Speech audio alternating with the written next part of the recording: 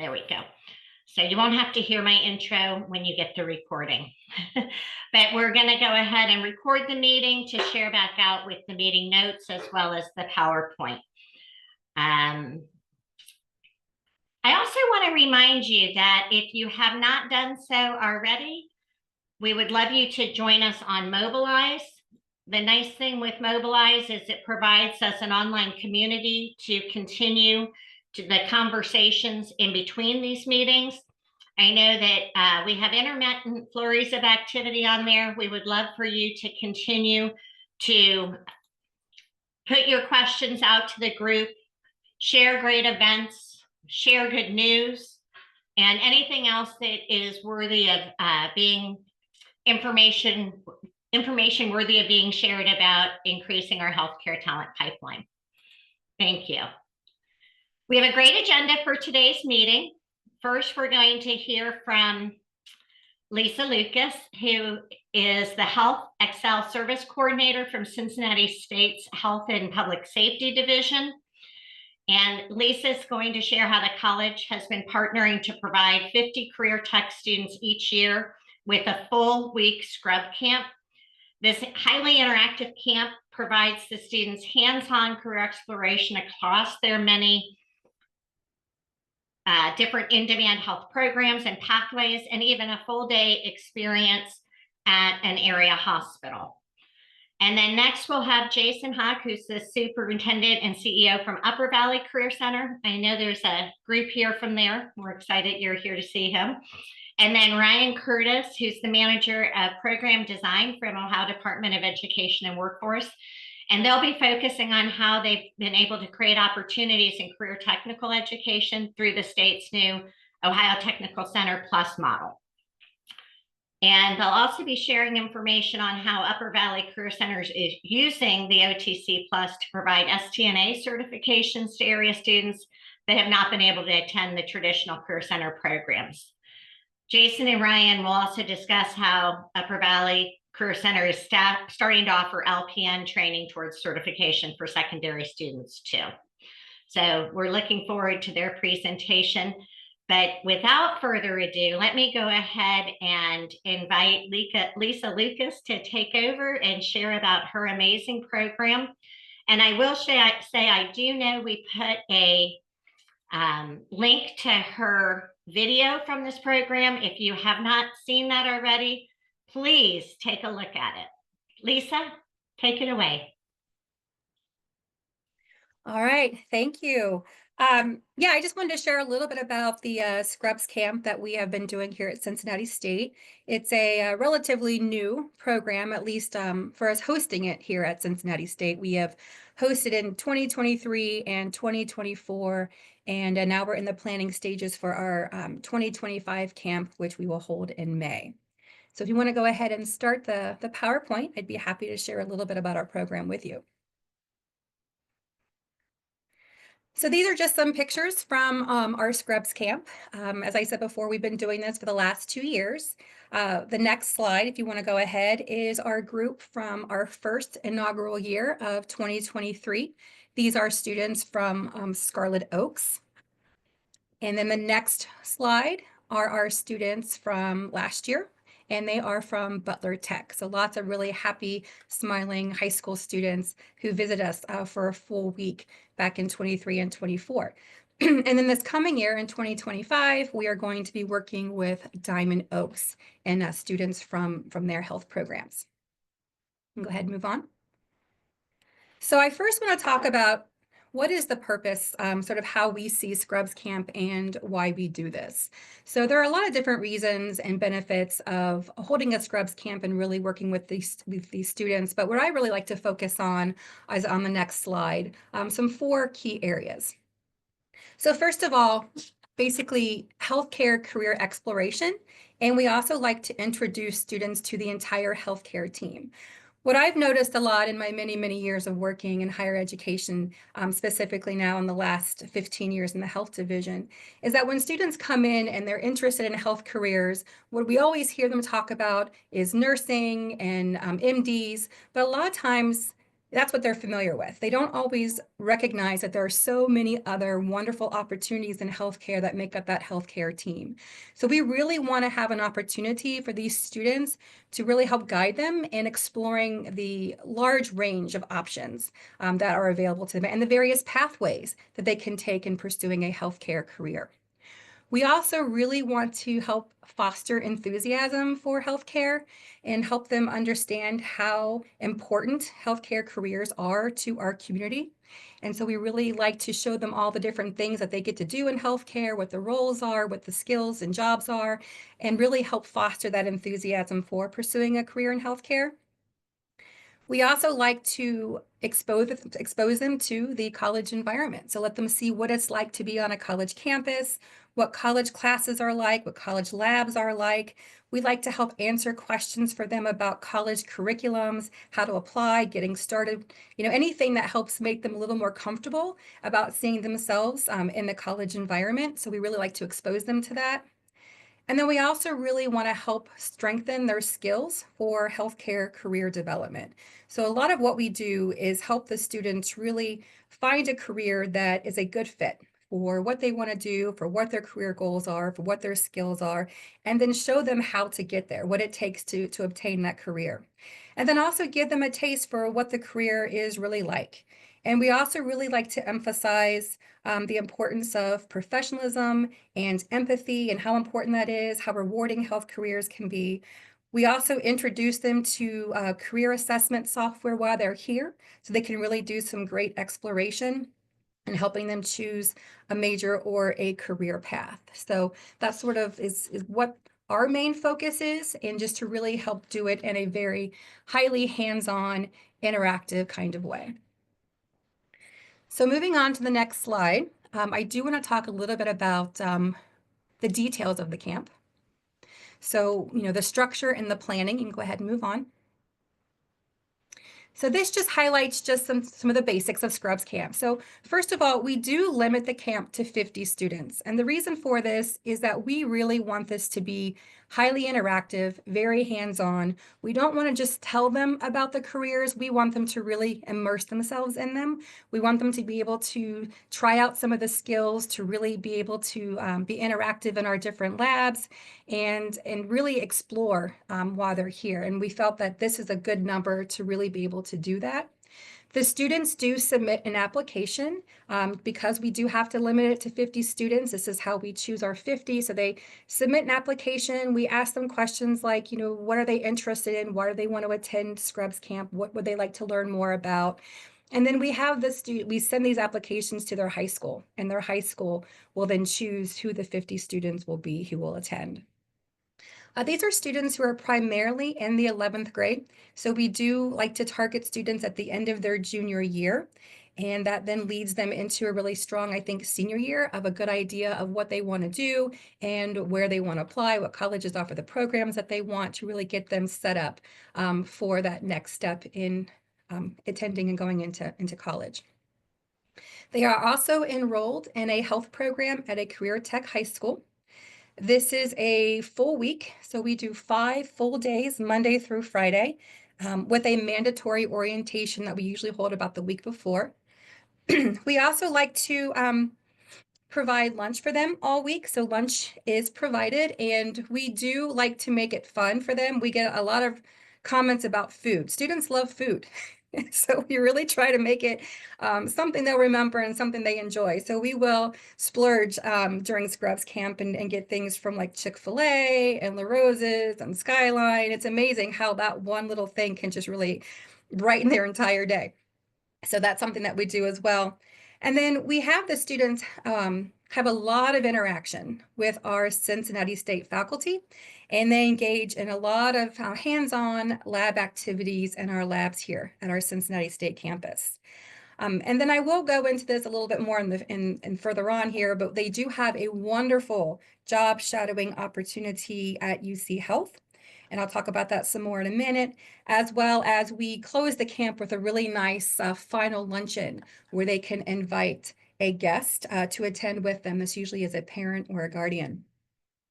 And then lastly, we do like to provide them with some fun, what we call swag. So they do get some Scrubs Camp branded t-shirts, Scrubs jacket, backpack, first aid kit, a few items like that that they really enjoy. And they will wear their shirts and their scrub jackets and bring their backpacks and have it with them all week long. So it's a lot of fun to see them use those things too. Okay, you can move on. So what makes Scrubs Camp successful are our partnerships. We would not be able to do the camp the way that we do without the partnerships that we have formed to help us support this camp. So I do want to spend a few moments talking about the partnerships and what that means and how that supports Scrubs Camp. So I'll go ahead and talk about that if you want to move to the next slide.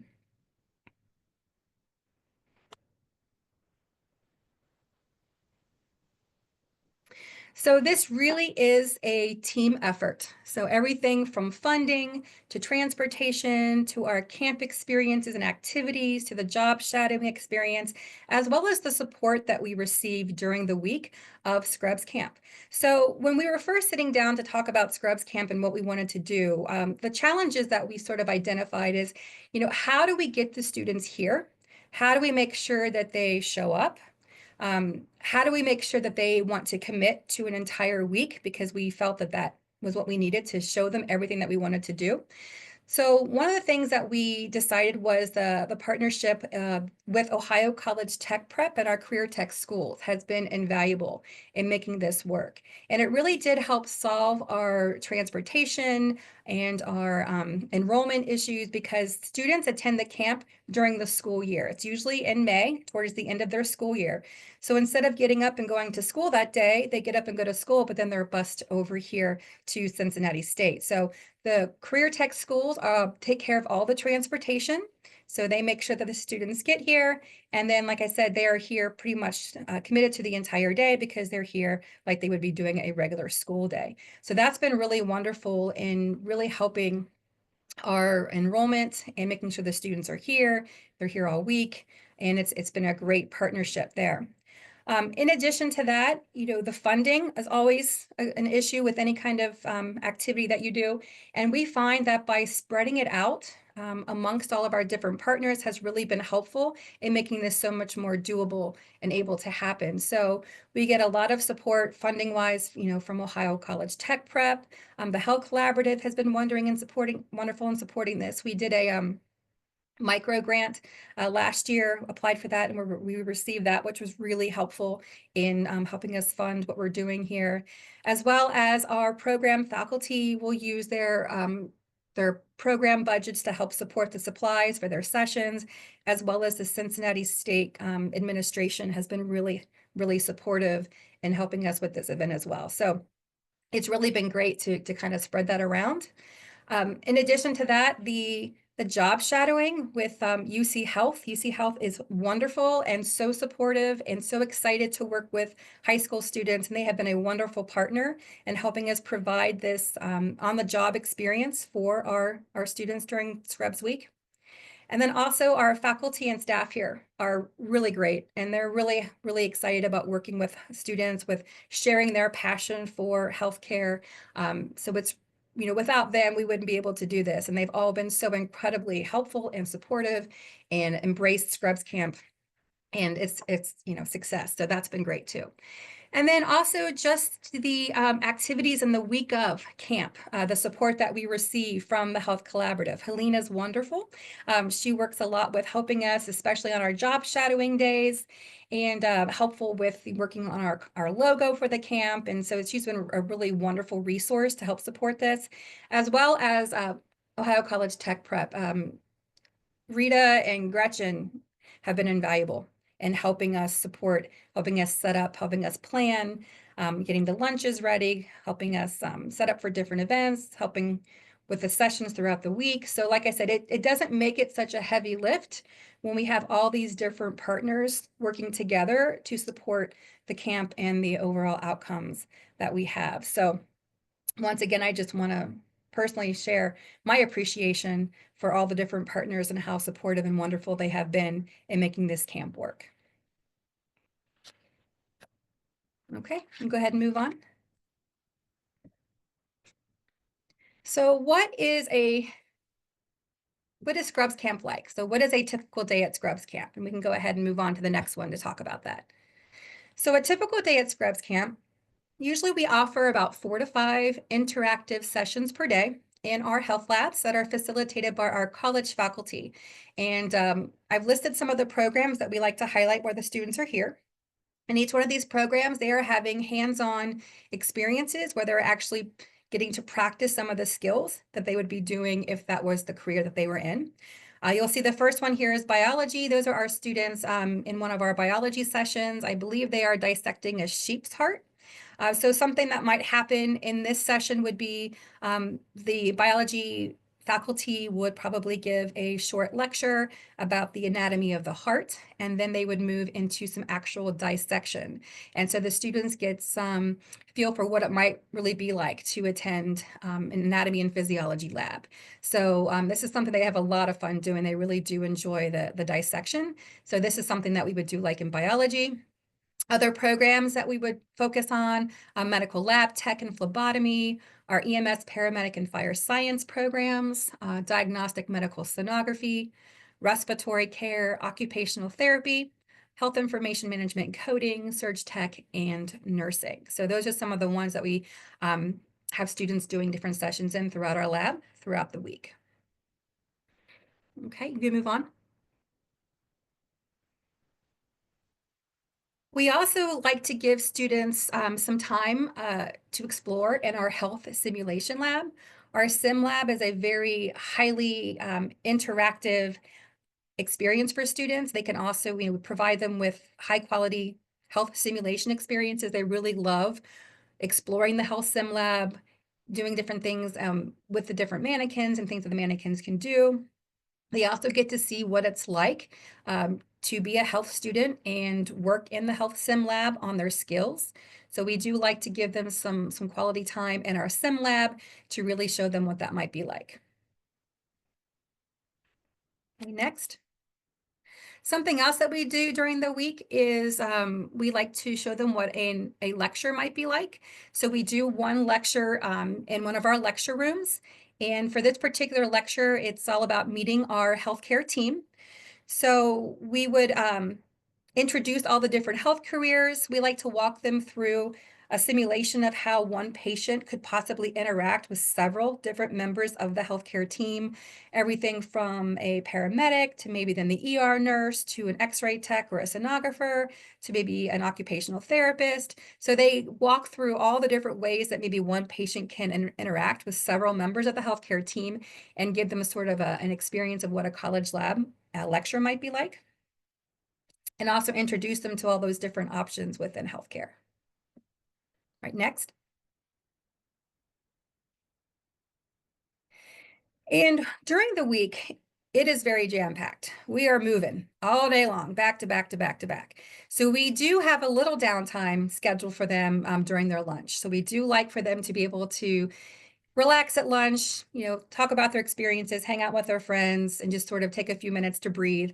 While they're doing that, though, we also like to have some fun. So we like to do different things. For example, we put up different backdrops every day of different health care pictures, and then we give them some props, and they get to go over and have a good time taking pictures with their friends in front of those. And we also will take those pictures and make copies of them that we then like to hand out to them so they can take them home as souvenirs. So I just wanted to include a couple of these because these are some of my favorite things to do, is see them get so excited about the backgrounds and the props and take their pictures. So I have the next couple of slides, a couple of those if you want to go ahead and advance to the next one. Aren't they cute? So here's one of them. Move on to the next one. And like I said, we make copies of all these, make prints, and then hand them out to them at the end of camp. Okay. All right, so another really important part of our camp is our job shadowing experience. And the staff and the administrators at UC Health are wonderful.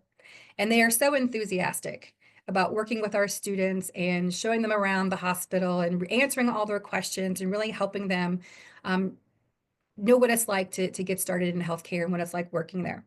So they will talk to the students all about the different professions, what those jobs are, what they do, what the job is really like. They typically will have a panel of all the different departments who can answer questions and talk about their department. They also get to go on really nice tours of all the different departments and interact with the staff there. The HR department typically will give a presentation regarding professionalism in the workplace and how important that is. But they really get the opportunity to see healthcare professionals on the job and talk about what it takes, to do their job, both skills and also the education pathway to get there. So the students really love having that opportunity, being able to ask all their questions and learn about, what it's like to be in that environment. So that's a really invaluable part of, I think, what makes Scrubs Camp so successful. Okay, next. And then we also like to have a really fun end to our week. We do this with a closing luncheon. So we do have a catered luncheon that we offer to the students, and the students can invite one guest. Typically, it's a parent or a guardian, and they get an invitation for the closing luncheon. We like to put out fun decorations on the tables, as well as we take all the different pictures that we have taken throughout the week and make prints of them and put those on the tables, and then the students can go around and find their pictures and get to take them home, which they also really tend to enjoy. Okay, next. And at the closing luncheon, one of the things that we like to do is have the students get up and address everyone and talk about their experiences, talk about their experience that week, what they liked, what they learned, how they feel about healthcare, and after their experiences. We also will print off and give them a certificate of participation for their time with us during the week. And then we take all the different videos and pictures that we have taken throughout the week, and then we make a final video that we then get to show to them and their guests at the end of the luncheon, which everybody always really enjoys, getting to kind of relive all the different things they got to do that week. And their parent and or guardian also really loves to see what their child has been involved in all week, to kind of see what they got to experience. So that's a really nice way to end it as well. So we just really like to have a really strong end and end on a high note, and the closing luncheon always seems to be a really good way to do that. All right, next. So we do send student feedback or get student feedback by doing an end of camp survey. We will send this to them after camp ends. The results are pretty consistent.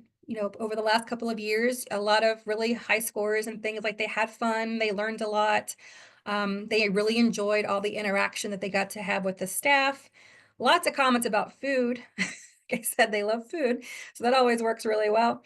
And what's interesting is, so far, of all the students who've responded to the surveys, 100% of them state that they want to pursue a career in healthcare. After attending camp, they want to pursue a career in healthcare, which we think is great. But what's interesting is, what they do say is that many of them have actually changed their mind, though, about what. And that's what I think is really key and really hits on what we're trying to do, is they will come in and have an idea of what they think they want to do.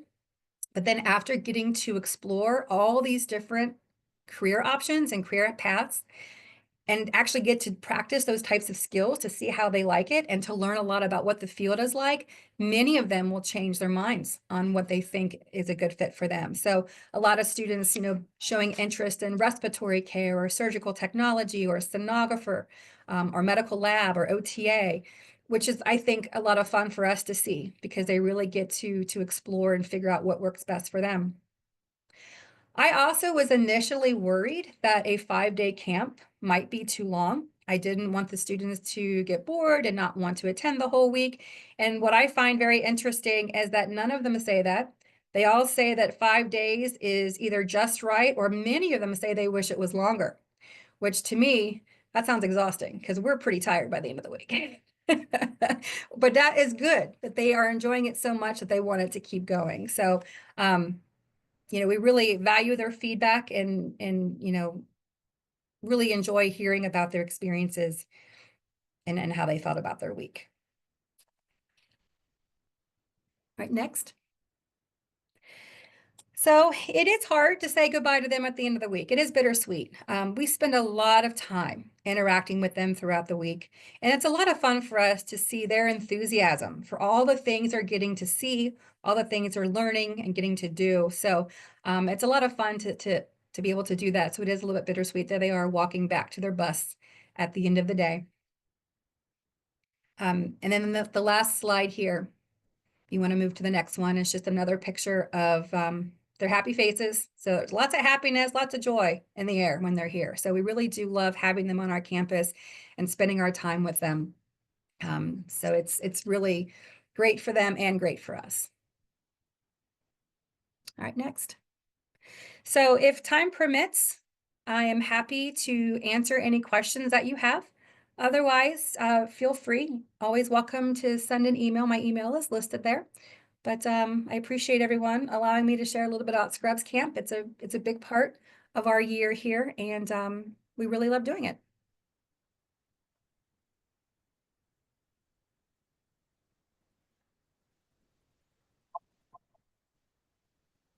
And let me just say, this is Rita Graff with Southwest Tech Prep. We could not do this without Elisa. Let me just tell you, she is amazing in trying to get it all coordinated and getting everything, the agenda and everything coordinated. And I also wanted to add, because I don't know if she mentioned, but when we do those mandatory meetings, we invite parents with those mandatory meetings as well. When we do it, we'll be doing one here at Diamond Oaks here coming up for this year's, and then also at the dinner on the last luncheon, we invite the parents as well. So it's kind of nice to see the parents of those kids and hear those kids report out about their experiences as well. Thank you, Rita.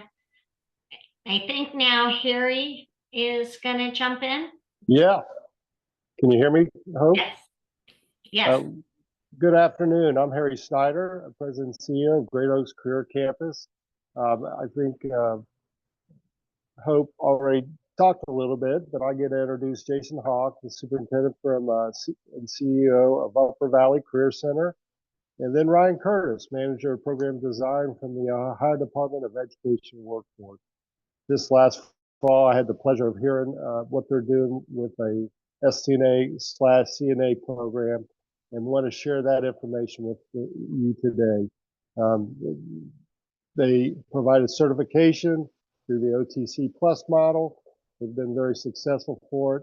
And in addition, they're going to discuss how Upper Valley Career Center is starting to offer their LPN, licensed practical nurse, training towards certification for their secondary students using the OTC Plus model.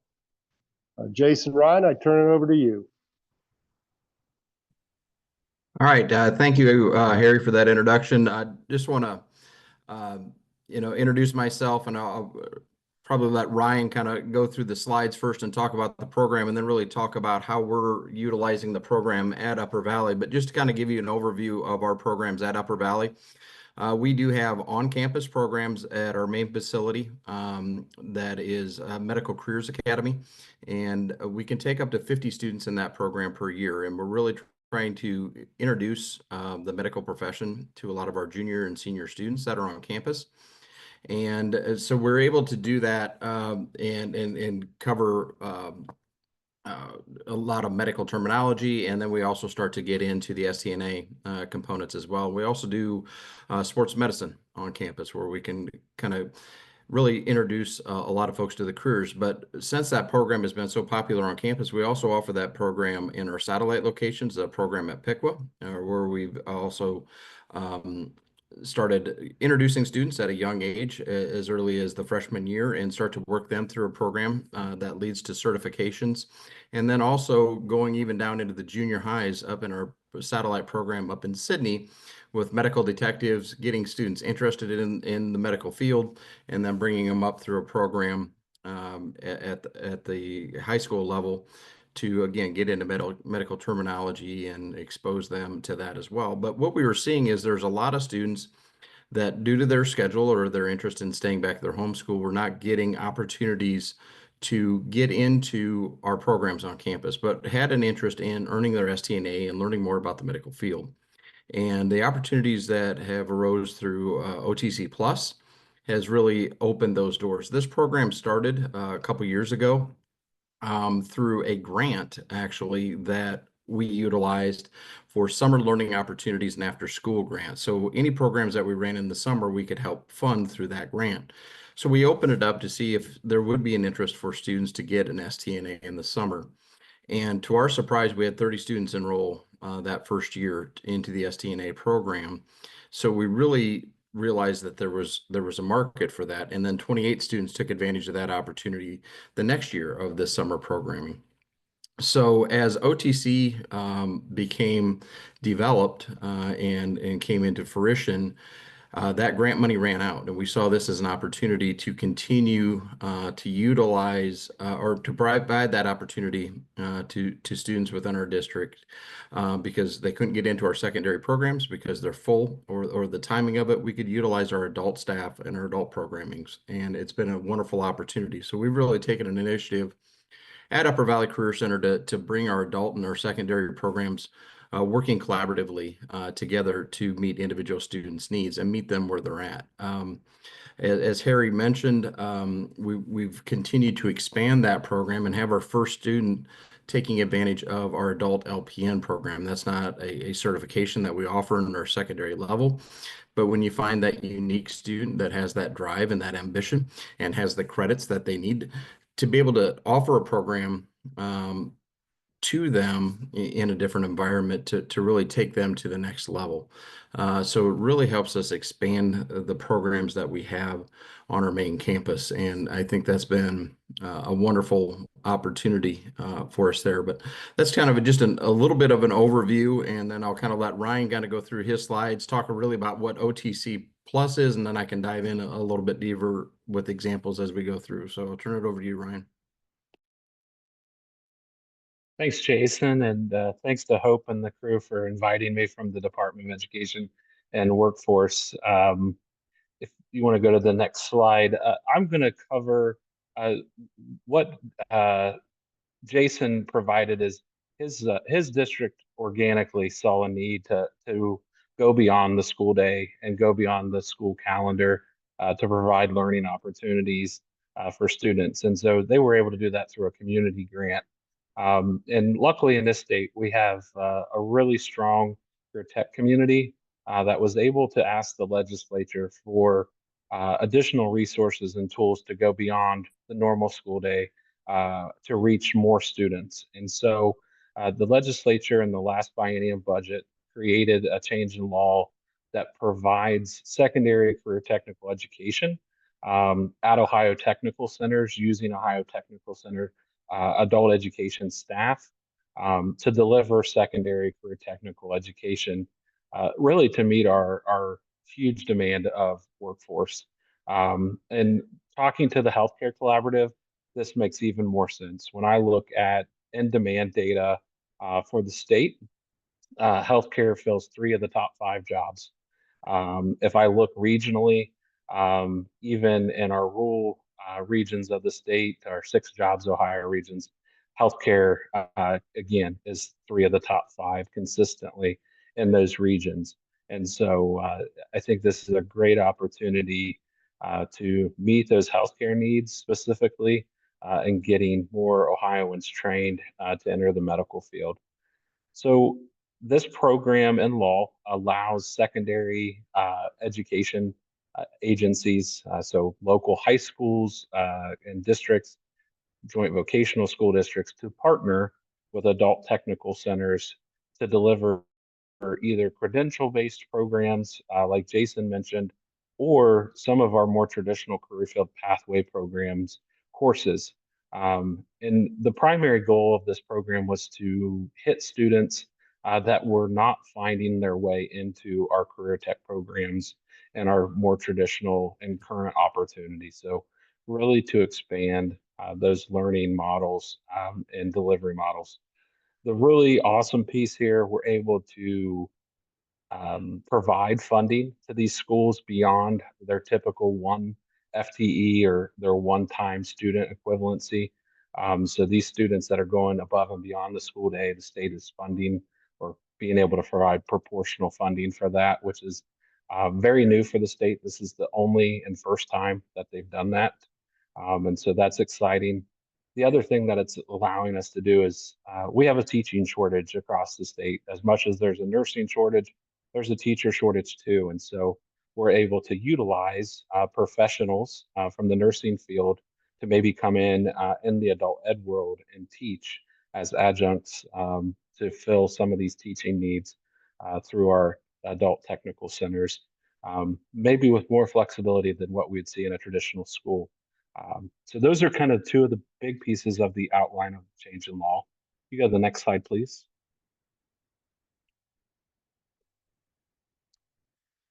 So the program design can be identical to the adult ed model where it's a credential and seat time, or it can be the more secondary traditional coursework that results in an end of course state test that may have college credit opportunities aligned to it. So we offer both those opportunities through secondary career tech to these students. Next slide, please. So in our first pilot cohort for FY24, you can see that healthcare was well represented in those opportunities. And Jason in Upper Valley is one of the key partners in this, but there are others across the state. And you can see that LPN, STNA/CNA, phlebotomy tech, mental health tech, surgery techs, and then the physical therapy aid. So those were some of the first programs for this adult technical center model for secondary students. But I think when we get the FY25 data, we're going to see that credentialing list grow even more in the health sector, just because of the individual needs of each region of the state. So you can see that this is not just limited to healthcare. It is industry-wide for in-demand occupations. But again, I think Healthcare Collaborative is a perfect partnership and conversational piece because of the opportunities in the job market for healthcare. Next slide, please.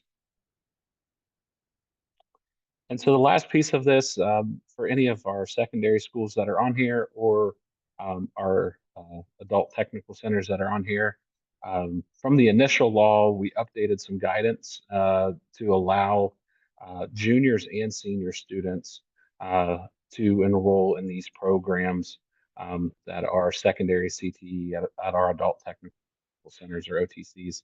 And so we're hoping to capture more students who may want technical coursework, but may have missed out on those opportunities due to enrollment capacities or scheduling conflicts, or a program maybe not offered in their particular home district of residence. And so hopefully capturing more students.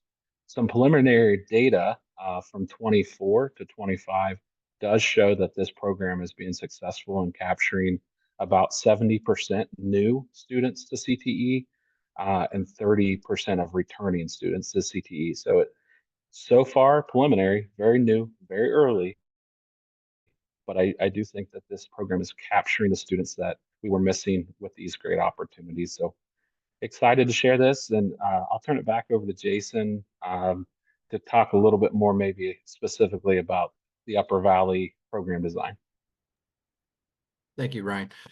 Yeah, and I would agree with what Ryan mentioned there. I think the big things that we're seeing from a career center standpoint, this is still relatively new, and there are a lot of bugs. So I got to really give credit to our team, our executive director, our EMIS coordinator, all the teachers involved and supervisors that helping work through this process to find out what is in the best interest of the student, because it definitely getting it started wasn't the most convenient for the staff, but that's not what it's about. It's what's in the best interest of the students. So they've really done that and meeting their needs. Again, we never thought we'd start to see the type of interest that we're seeing from students that weren't coming to the Career Center to be able to get exposed to this. And like Ryan mentioned, the flexibility of the program is what really is what's making this work, and that's going very well. A couple of other points that I wanted to just kind of highlight. We see this as a potential pipeline for our adult programs for sustainability. as well. Our adult program in the medical side has continued to grow. We were one of the career centers that did receive some career technical expansion dollars, and we are adding 57,000 square feet, with a large portion of that being devoted to expansion of our medical programs. And we're going to start to see high school programming and adult programming starting to come together in a new modern facility. And this collaboration is going to be essential. So within our adult programs, we do STNA on a monthly as needed basis. We can offer LPN program as well. And then we implemented a transitional RN program. And because of the success of those programs, we're running those cohorts 2 times per year on the adult side.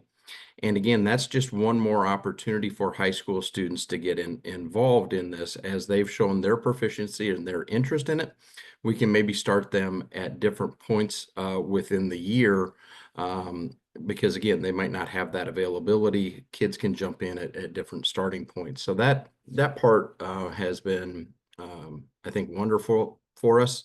And again, meeting those students where they need. I see Naomi Bakers on this call. Not only are we trying to do collaboration from secondary to adult from an instructional standpoint, but also the work-based learning standpoint. I know we're talking about OTC Plus on here, but I think that's the biggest thing when we start to put on some job fairs to expose kids to the opportunities that are there. We can take advantage of that now from not only a secondary standpoint, but an adult standpoint as well. That really adds value to a lot of our employers. They can develop that pipeline. Kids can see a pathway for sustainability. So you maybe come into our secondary program, you get your STNA, but you really see, wow, I want to take that next step even after high school. And we can move into the LPN program. Naomi can help them find job placement, and then they can come right back in and staying with Upper Valley, working with a job placement coordinator that stays consistent between secondary and adult.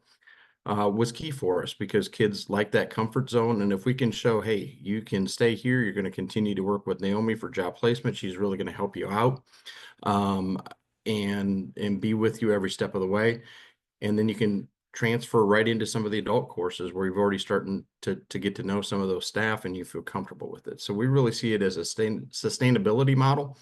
OTC Plus is helping us make those connections to students that we weren't getting before within our associate district. So it's been strong for us, and I guess I could open it up to any questions that people have.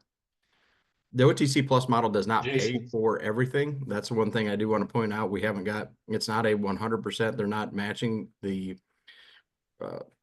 we're not receiving enough state reimbursement to cover all the costs of what adult runs within the program, but we're getting closer. And again, that's one of the things as we start to see state models of funding come through in the next budget cycle, looking at potential opportunities to be able to capture funding from not only the secondary side, but adult side potentially. Those are all things that we continue to work with our legislators on, and we'll help add to that as well. It looks like there's one question in the chat for you, Jason. Can you share how your class sessions look?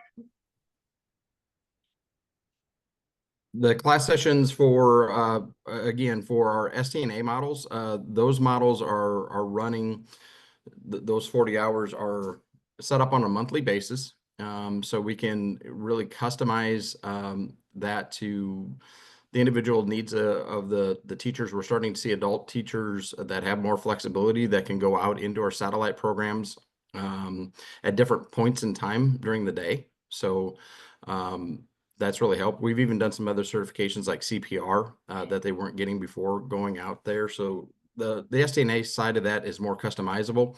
The LPN model is running throughout the school day. So we do have some of those students that are taking advantage of, for example, like College Credit Plus, where they're getting a lot of their academic coursework done so they can attend some of those day courses. So they're really maximizing. It takes a very driven student to be able to do high school full-time and this adult program really full-time. And we found that in the student. So there is a lot of that overlap where that student's having to do some of their I guess what you call traditional high school work in the evenings while they're doing some of the career technical programs with their adults during the day. I think you just hit on the other question there then.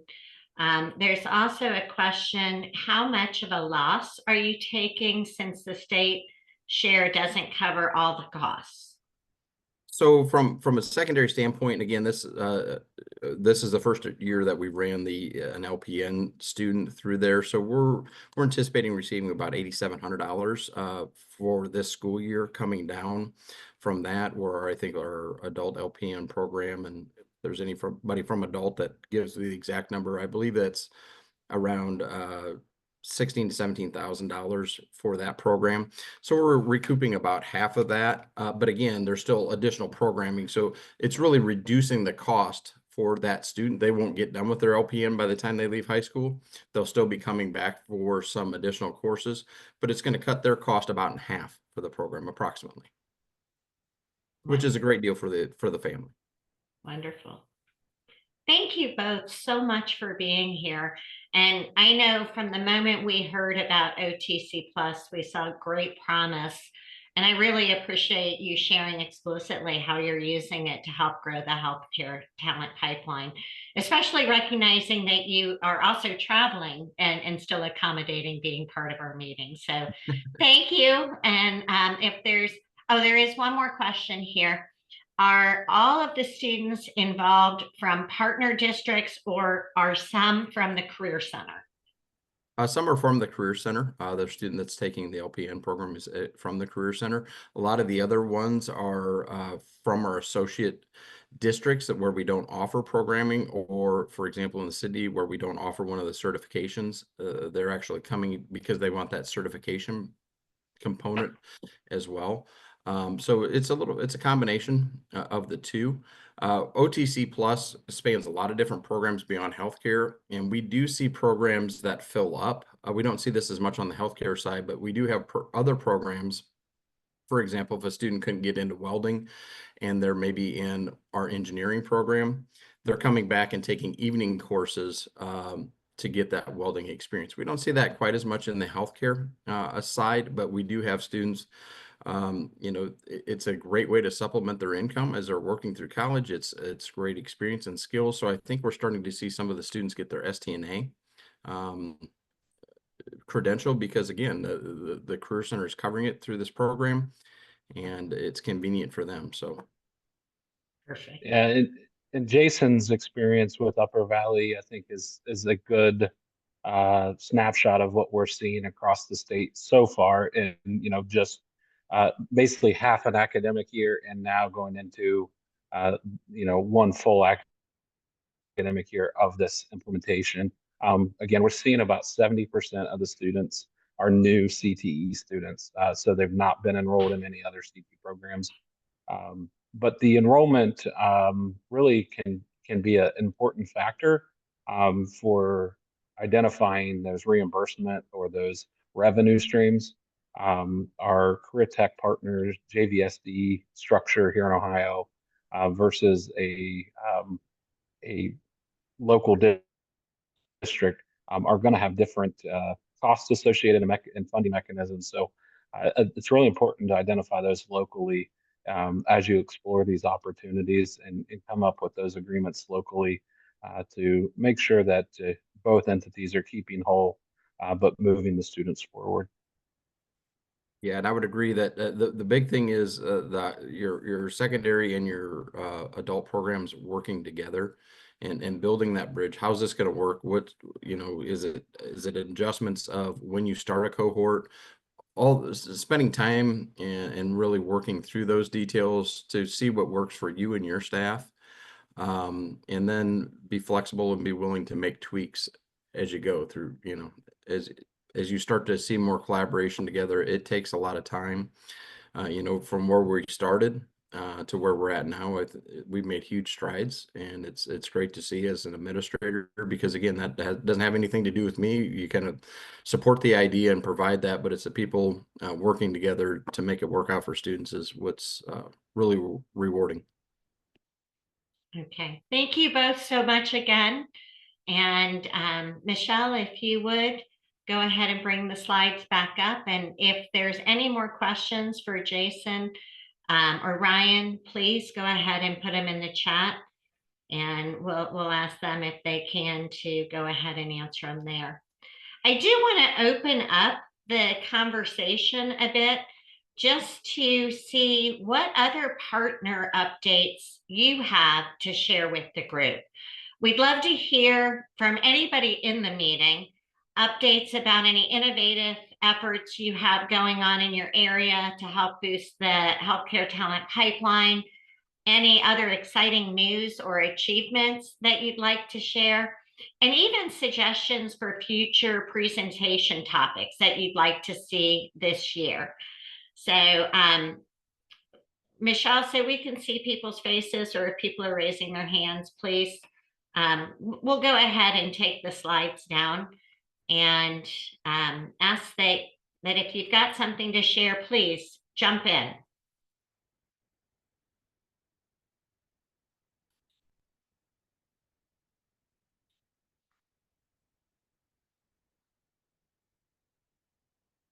Hi, I'm Bonnie Smith from Cincinnati State, and I'd like to share that we just had an interdisciplinary disaster drill here at Cincinnati State during the month of November. Highly successful. Participants from several of our health and public safety programs participated, like nursing, fire science, our emergency medical technician program, respiratory care, occupational therapy assistant. The list goes on and on. We're really excited about that. We look forward to sharing at future events. So thank you all. Thanks so much, Bonnie. And I will say, we have secured Bonnie and the director of the Sim Center at Cincinnati State to be part of our April 30th meeting. They're going to do a presentation on that drill to share how they were able to incorporate their students into it, and the kind of feedback that they've got, not just from the staff, but the students, of how amazing that turned out to be. So I appreciate that. Any other announcements or really cool events that you've been doing that you'd like to share with the group?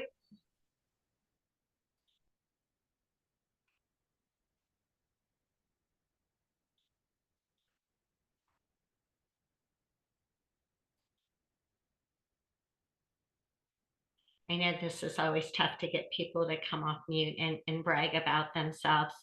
Let me ask you to do this then. Please, if you would, share with us in chat about other ideas for future presentations. We really want to make sure we continue to have news coming from across the state about some of the different work that's going on. And just to share one thing that we've had happen, our organization, the Health Collaborative, has been convening the regional nurse education leaders with our chief nursing officers affinity group over the course of 2025. And we've done all different types of activities to help increase our nurse educators for the region, and not just to get more RNs to commit to being nurse educators, but also to help the programs to better attract and retain nurse educators. And we're really excited about the progress that's being made, as well as the collaborative effort between employers and educators on making this work. And I say all that because just last week I was in a conversation with a counterpart in the Cleveland area, and they're doing the same work. And shockingly, we pretty much came to the same conclusions and the same types of action plans. And I can't help but wonder how we might have got there faster and better had we known each other were doing that. So we really want to make sure that we've got some great sharing of this information.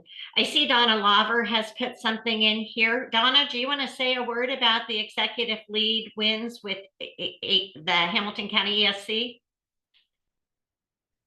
Actually, thank you.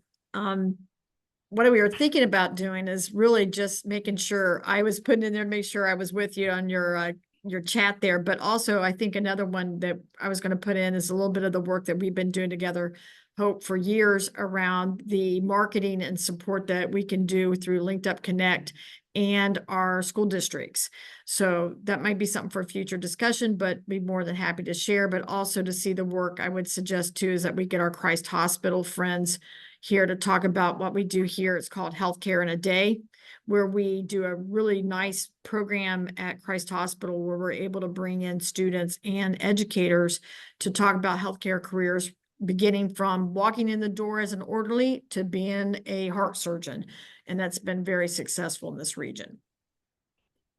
I've had the pleasure of attending that event and it's amazing. All great ideas. I so appreciate you sharing those.